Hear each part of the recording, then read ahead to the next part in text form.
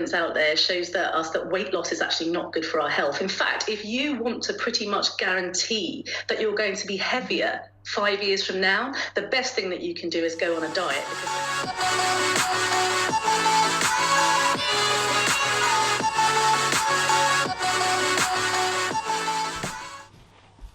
What's up YouTube, and welcome to my video today. Now, I don't know about you guys where you are, but here in the UK we're still in lockdown. Like, the gyms are shut, hairdressers are shut, shops shut, basically everything's shut basically. It's actually got to a point where I'm actually thinking about trying to find a hairdresser on the black market. It's got that bad. Anyway, as you saw from the start of the clip, I found this clip online the other day. It was just like a little highlight reel, but I've actually managed to find the full video on YouTube. So I'm going to watch it with you guys and react along, just see what you think. Let's go. Yeah, so here we are back. I've got the clip up now, as you can see. So I'm just going to run through it and see what you think. Now then, after a university professor suggested children needed more overweight heroes like rotund schoolboy Billy Bunter, we are asking if children really do need larger... I don't know why that clip's blurred out. I don't know who that's meant to be, but I don't know what the point of that is, but anyway. To look up to. Well, we're joined now by Dr. Natasha Larmie, who labels herself as the fat doctor and believes there should be more diverse characters taught in schools, alongside weight loss guru Steve Miller. And welcome to you both. Thank you for joining us here today. So Professor Graham Davis, he said that children should be taught in schools about the larger children's fictional characters because children need fat heroes. He said that leading characters in modern children's literature, such as boy wizard Harry Potter and teenage spy Alex Rider, tend to be overly successful. It's interesting, Natasha, because when you sort of look back to that character in particular, there was a lot of fat shaming around that character. He was called Fat Owl, Fat Head. But despite all of this, you believe that things like this should be on the curriculum? Absolutely, because I think what we'll be able to do is open up a conversation about weight stigma and about fat shaming. I truly believe that children need as diverse a range of characters in books and to look up to as possible. And weight stigma is something that affects us from childhood. And I mean, yeah, she's right. I mean, personally, I used to like him. I don't know if you can remember, but do you remember Asterix the Viking? That's used to be one of my favourite characters growing up, and he was classed as someone who was overweight. But yeah, so carries on all the way through our lives. It affects all sorts of things. Our wages, people who are overweight tend to have a lower wage, they tend to have fewer career opportunities, they have poorer access to healthcare. So, the kind of things that you experience when you're a child can carry you through for the rest of your life. So I think it's a fantastic thing to not only have, a kind of a larger character for children to look up to and to read about at school, but also to start talking about body diversity and how it's so important for people to realise that everybody is a good body. So, with that in mind, Natasha, would this character be attempting to lose weight, or would everyone be accepting the fact that they were a larger character and it really didn't matter about future health issues? Well, yeah, I mean, this is a really interesting topic, isn't it? This idea that weight loss is a good thing. Actually, most of the evidence out there shows that weight loss is actually not good for our health. In fact, if you want to pretty much guarantee... I can imagine Steve, the weight loss guru, is absolutely gone mad at this point. ...going to be heavier. And there you go.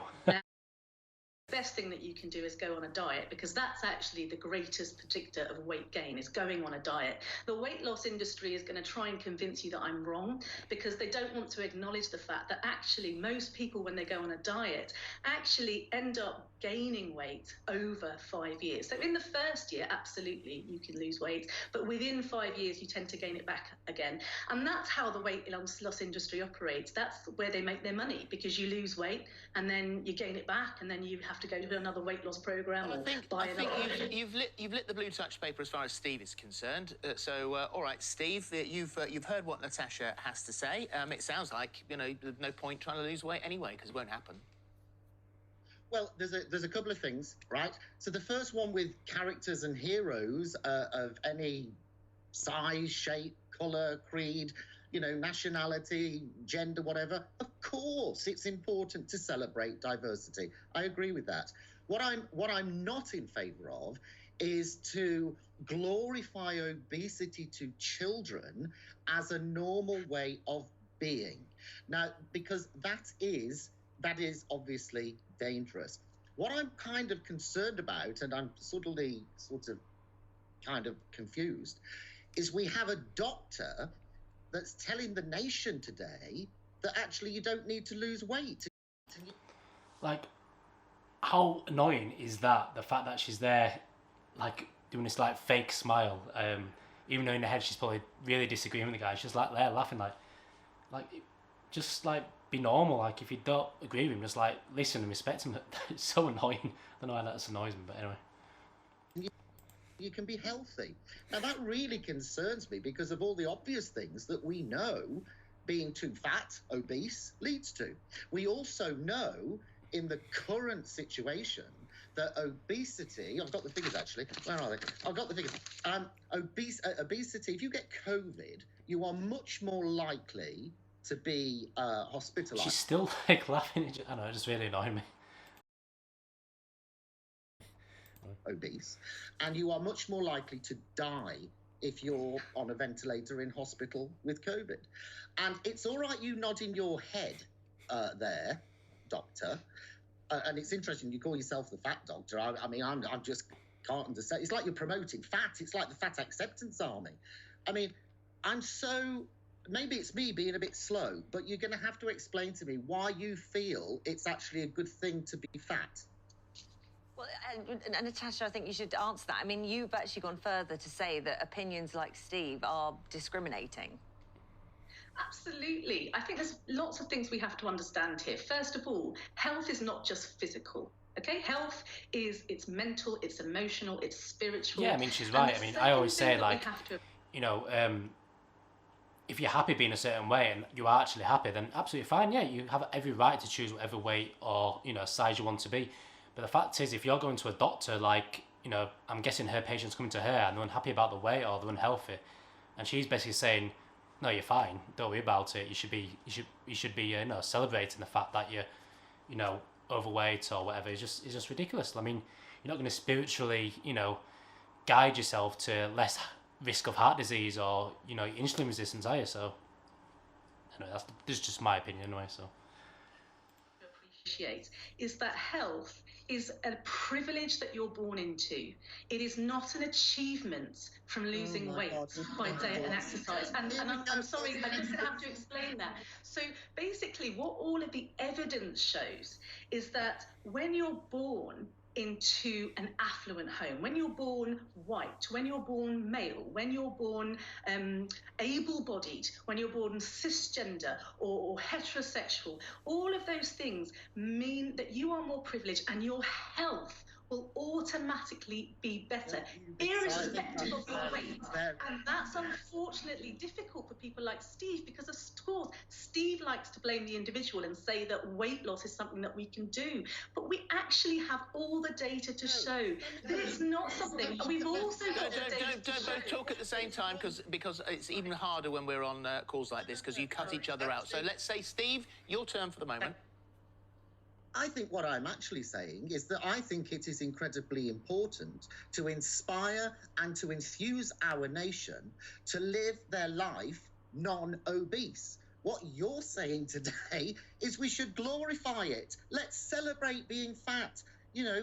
I mean, if I came to you as a doctor... Like, really, stop laughing. It's just so... Like, already, like, I don't know the woman, but I don't like it, like... It's just a laughing, it gets to me, but anyway. Again. I reckon I'd walk out with a prescription that actually read, say to yourself and sing to yourself, if you're happy and you're fat, clap your hands every day. Natasha, I mean, you have already on social media, and this is part of a movement actually to do this, which is to censor the word obesity, and within the word obesity you put an asterisk there so you don't actually write the word. Why have you decided to do that? Well, because what Steve is accusing me of is actually absolutely correct. I look at the evidence, and it makes it very clear that you cannot tell whether a person is healthy just by weighing them and measuring their body mass index. There are lots of studies that show. In fact, there's one study that showed that. Yeah, I mean, body mass index is like the most basic metric that doctors have to, you know, judge if you're overweight or not. It isn't the be all and end all, as we know, with people, but you know, it is a good indicator. You know, if you are on the risk of, you know, being overweight and having some sort of detriment to your health. So, anyway, again. 50% of people with a BMI of over 25 are actually healthy, and 30% of people who have got a BMI under 25 are not healthy. And so actually what I do when I'm at work is I never call people obese, because I know how triggering that word is. I know that obesity, that word, has contributed to a lot of weight stigma, and what that's done is so dangerous in the medical profession. My colleagues are not giving obese patients the same treatment that they're giving to their thin patients. However, Natasha, Steve says being obese is the second largest killer to cancer. That's not true at all. That's absolute nonsense. I've got the evidence to prove that is absolutely untrue. He's just quoting false statistics. Come out with that. You can't be putting that message out as a doctor. And also, can I say this? Can I say, no, you let me speak for a minute. The latest study from Harvard, if you want to go down the research and study route, has made it absolutely clear that you cannot be fat and healthy. And it is a disgrace, in my opinion, for any doctor to be shouting to the nation this morning, well, do you know what? If you're a bit poor, or if you're, I don't know, whatever, you're always going to be fat anyway. And actually, it doesn't really matter, because you can be fat and really... I mean, by her logic, she's basically saying, well, because majority of people, you know, fail to lose weight, you know, after 5 years, and they actually gain more weight than when they started, that everyone shouldn't try, and you should just give up. It's like me saying, well, only 1 out of 10 people, you know, become professional footballers of people who try, so the rest of you might as well give up because of even trying, because 9 out of 10 people never make it. It's like what kind of fucked up logic is that? It's like, majority of people fail, so try. It's like what is going through her head, really? Anyway, be healthy. It's really difficult, isn't it, for the individual, whether it be a child that's being introduced to this in the curriculum or an adult who's sitting watching this now, to know what is the right thing when you hear two people with such opposing views there. So what does someone do? So what I'll say is that I don't have the time to explain all of the science here. If you come and actually look on my website, www.fatdoctor.co.uk, or come and follow me on social media, you'll see that I quote plenty of studies. I give lots of evidence-based medicine. I am willing to stake my career on the fact that I believe that we need to stop telling people to lose weight. I absolutely... She's going to have a very short career, put it that way.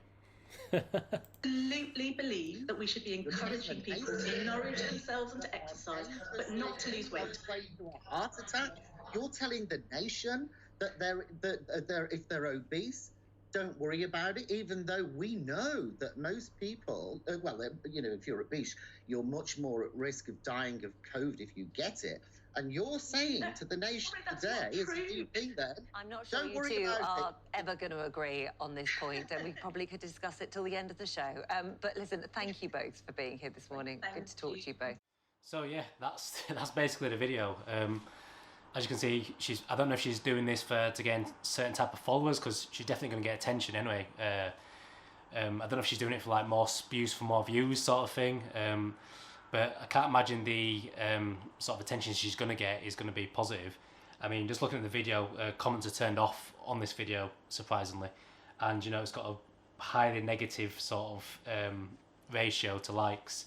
But yeah, that's the video. I don't know if you agree or not, or whatever. But yeah, some definitely crazy things out there. To be honest, I'm not surprised. I think, you know, people are doing all sorts of things to get attention. I think she's one of them that she's trying to get a bit of attention from this. But yeah, thank you very much. If you enjoyed the video, please hit the like button and subscribe, because I'm going to try to release one video once a week if I can. And yeah, I'll see you next time. Thank you very much. Bye bye.